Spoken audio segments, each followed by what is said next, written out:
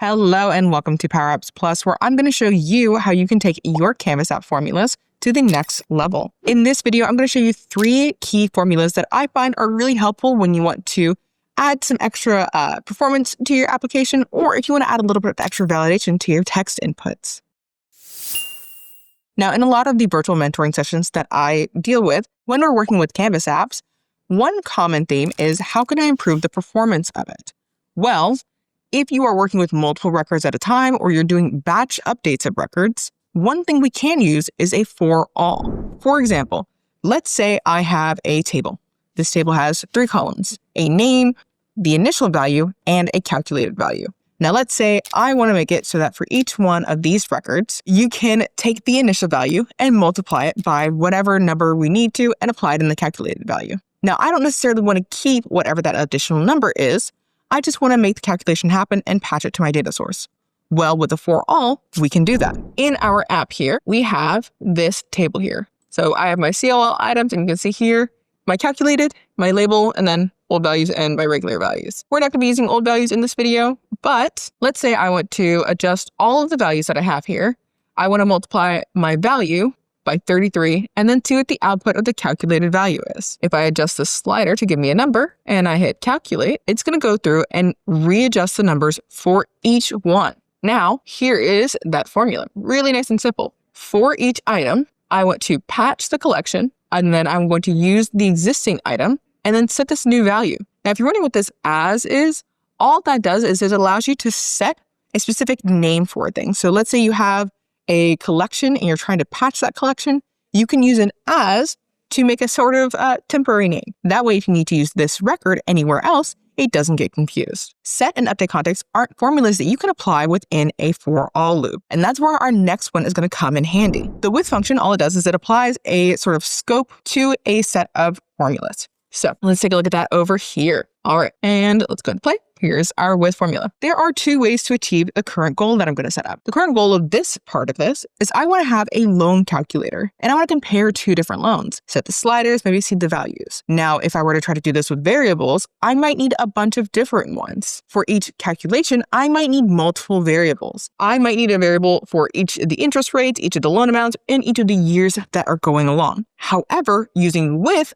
I don't necessarily need that. Now, let me show you the big difference. If I were to only use variables and I was trying to maintain as few variables as possible, I wanted to say, okay, maybe if I can just do it with 3, maybe I can get away with that, right? So if I set my interest rate, I set my loan amount, and I set my number of years, we can see here that my interest amount for number 1 is 93.02, right? Now, using variables, this looks fine up until you get to the bottom loan calculation. At that point, when we use those variables, these are using the same variables, so they're going to have some crossover. Yes, you could create more variables, but if you have a variable that is only being used in one specific place for one specific purpose, it's not necessarily the best way of going about it.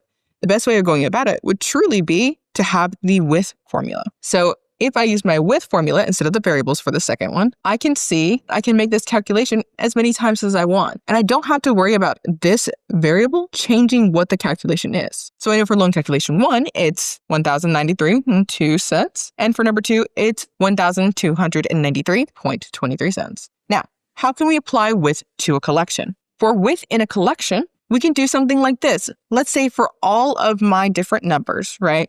For all of these different items in this same collection that I had my ForAll in, let's say I want to have a specific number that it's going to add to it, right?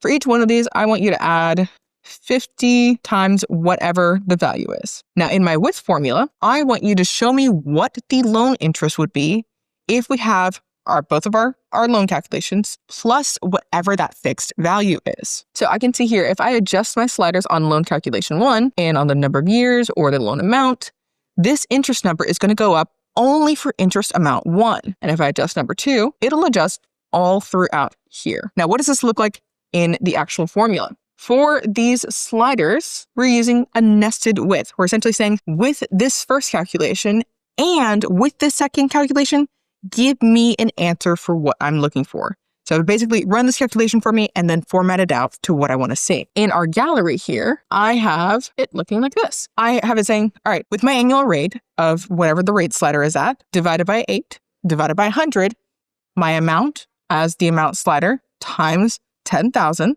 And then my years as just a slider that's 1 through 60, and my annual payments at 12. I need to determine what R, P, and N are. R is going to be the annual rate divided by the number of annual payments. Then we have the amount, which is going to be P. And then we have N, which is going to be our years times our annual payments. Now, could you set all of this as a variable? Yes. Could you go and set these as lookups? Yes. But this is going to make it much more performative. So with these different values, I create my calculation, and then I'm adding in the calculated value. And it's going to format out what that's supposed to look like. So instead of having to do set and calculate and all that kind of stuff, we can display it right within the gallery. And as we make our changes, we're seeing them switch up as need be. Let's move on to our final formula. Now, our final formula is going to be the IsMatch formula. IsMatch is going to be a little bit different than ForAll and with, in that it's more of a validation formula, less of a performance formula. With the IsMatch formula, you can supply it a regex, or regular expression if you want to go the long way, for a particular text and say, does this text match with this regular expression? If I want to make sure that the input that's put in is in an email format, I can do, let's see, my Pragmatic Works email right there. Now, I can see at the bottom that it checks to see if this input is in a valid format. And if it is, it changes to true. If I remove part of the email, I can see that it changes my email format to false. Because this isn't a valid email. If you plug this into Outlook or in Gmail or whatever you use, Hotmail, I don't really care. It's going to give us a false format, and it's not going to be something you can deliver to anyone. Now, if I want to make sure that an input only contains alphanumeric characters, meaning A through Z or 0 through 9, I can do so with IsMatch. Test info registers as true. But if I add an exclamation point to the end of it, it then registers as false because the exclamation point is a special character and not an alphanumeric character. Lastly, I want to make sure that input only contains letters. So if I use this one and it has at least 8, so we add 2 more, we can see that IsMatch allows us to do that. Now, what does this look like? I have this IsMatch saying, does this value match an email? And this is one of the ones where we can use this match dot. For this next one, does this input match A through Z, 0 through 9, is between 1 and 100 characters. Now, the 1 and 100 isn't necessarily required. It's just there because I needed to have a character number limit on this. And then lastly, to validate whether or not it only contains letters,